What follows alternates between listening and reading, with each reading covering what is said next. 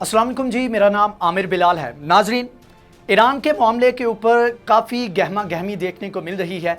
Main point जो था अभी तक का वो तो था न्यूक्लियर टॉक्स, लेकिन फिर जब से सैयद इब्राहिम राइसी इक़्तिदार में आए हैं और जल्द ही 3 अगस्त को अपना ऑफिस संभालेंगे, तो तब से एक नई डिबेट जो है वो शुरू हो चुकी है। और वो ये है कि 1980 में जब इनकलाब के बाद एक वेव चली और लोगों ने एहतजाज शुरू किया, तो उस वक्त जो है जुडिशरी का हिस्सा होने की वजह से काफ़ी मैस लेवल के ऊपर हज़ारों के हिसाब से एग्जीक्यूशंस का ऑर्डर दिया गया इब्राहिम राइसी साहब की जानिब से। और उसके बाद फिर जब उनसे पूछा गया कि आपने ऐसा क्यों किया, तो उन्होंने कहा कि लाखों करोड़ों लोगों की जान को बचाने के लिए मुझे अगर दोबारा भी ये करना पड़ा तो मैं करूँगा। और ईरान के कवानीन के मुताबिक मैंने उस वक्त भी और उसके बाद भी बिल्कुल राइट किस्म के ये डिसीजन लिए। लेकिन ये तमाम तर जो मौक़िफ़ है, इसको अमेरिका, यूएन और दीगर जो बड़ी बड़ी बॉडीज़ हैं इंटरनेशनल, वो इसको बाय नहीं करती और उन्होंने एक डिबेट शुरू कर दी है। और यूएन की जानिब से भी एक डिमांड की जा रही है कि जो इब्राहिम राइसी हैं उनको अकाउंटेबल किया जाए। अब एक और बड़ा कदम उठाया गया है ईरान की जानिब से, और चीफ जस्टिस एक हार्ड लाइनर को तैनात कर दिया गया है इसके ऊपर। इसके अलावा टिकटॉक को किस तरह इजराइल यूज़ कर रहा है इसके ऊपर, और ख़ास तौर पर खाना काबा को लेकर एक प्रोपेगेंडा किया जा रहा है एक फेमस वीडियो गेम के अंदर। तो ये तमाम तर जो चीज़ें हैं आज की वीडियो में, इनके ऊपर हम डिस्कस करेंगे।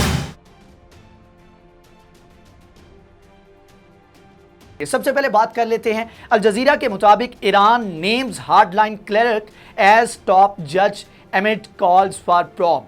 मतलब यह है एक और हार्ड लाइनर को चीफ जस्टिस ईरान का तैनात कर दिया गया है। मिडल ईस्ट आई भी कहता है Iran names hard line cleric as top जज amid calls for probe into 1980s executions. उसके बाद अल जजीरा आगे जाके एक्सप्लेन करता है कि ये हैं कौन। Iran supreme leader promoted a hard line Muslim leader to serve as the head of judiciary.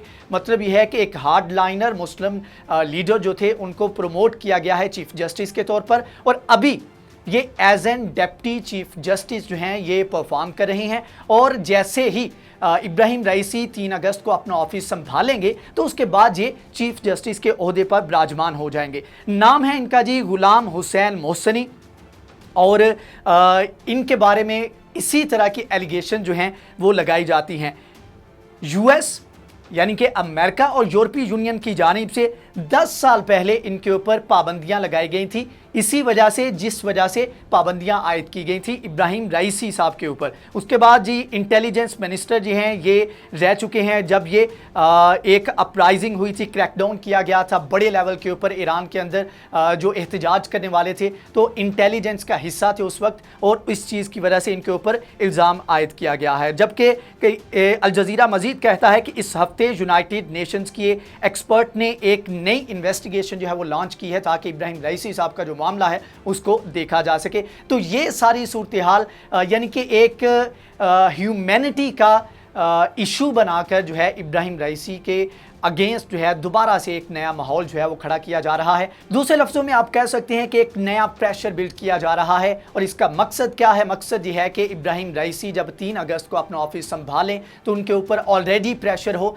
और अगर मुज़ाकरात जो है, मुज़ाकरात के अंदर एक जो नुक्ता रखा जा रहा है अभी के जो होने वाले हैं और इससे पहले जो हो चुके हैं, वो इब्राहिम राइसी और सुप्रीम लीडर जो हैं उनके ऊपर जो सैंक्शन है उनको रिमूव करने के हैं। तो ये अमेरिका की जानिब से एक प्रेशर बिल्ड करने का एक टैक्टिक है। अब अगले हिस्से में बात कर लेते हैं कि कितने बड़े लेवल के ऊपर इस्लाम के अगेंस्ट जो है एक फेमस वीडियो गेम के अंदर प्रोपेगेंडा किया जा रहा है। सबसे मुकद्दस जो जगह है उसको किस तरह से ब्रेन वॉश करने के लिए, लोगों के सेंटिमेंट को हर्ट करने के लिए और एक यंगर जनरेशन जो है उसको ब्रेन वॉश करने के लिए यूज़ किया जा रहा है।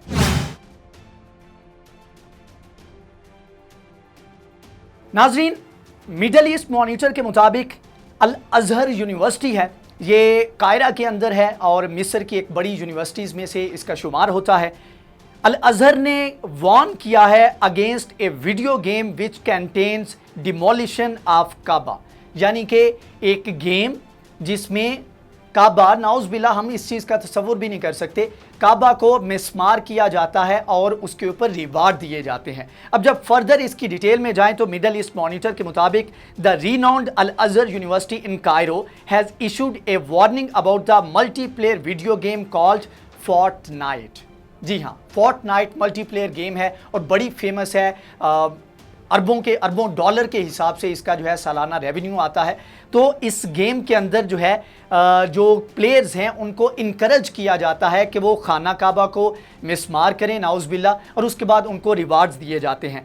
और इसमें मजीद कहा गया the warning was issued through the university's international centre for electronic fatwas, जिसमें इलेक्ट्रॉनिक मीडिया के ऊपर या सोशल मीडिया के ऊपर कोई भी अगर वायलेशन होती है या कोई इस तरह की चीज़ सामने आती है जो कि इस्लामी तालीमात के अगेंस्ट है, इस्लाम एज इन रिलीजन उसके अगेंस्ट है, तो उसके बारे में अपना कंसर्न या उसके ऊपर रिपोर्ट किया जाता है। अब आगे मजीद लिखा गया the statement added encourage this video game the Fortnite encourages players to destroy the Kaaba to win weapons and advance to the next level.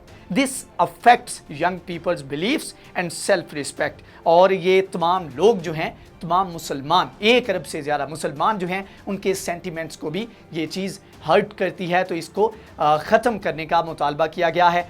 Again वही बात, हमारे इधर खैर से जब तक पूरी एक डिबेट का हिस्सा नहीं चीज़ें बन जाती तब तक ये चीज़ें हमारे इधर डिस्कस नहीं होती और हमें पता भी नहीं होता। लेकिन यह है कि बहरहाल ये एक बहुत बड़ी अलार्मिंग सिचुएशन है कि किस तरह से इस्लाम के अगेंस्ट और इस्लाम की जो बेसिक चीज़ें हैं, जो बेसिक साइड्स हैं, उनके अगेंस्ट किस तरह सेंटिमेंट्स को जो है वो हर्ट करने की कोशिश की जा रही है। अब अगले हिस्से में बात कर लेते हैं कि किस तरह से टिकटॉक को, वो टिकटॉक जिसको आए दिन हमारी मोहतरम अदलिया की जानिब से बैन कर दिया जाता है, जी बेहयाई है, ये है, वो है, और इस टिकटॉक को जो IDF है, इजराइल की डिफेंस फोर्सेस हैं, किस तरह से as an propaganda tool use कर रही हैं, अगले हिस्से में इसके ऊपर डिटेल में बात करते हैं।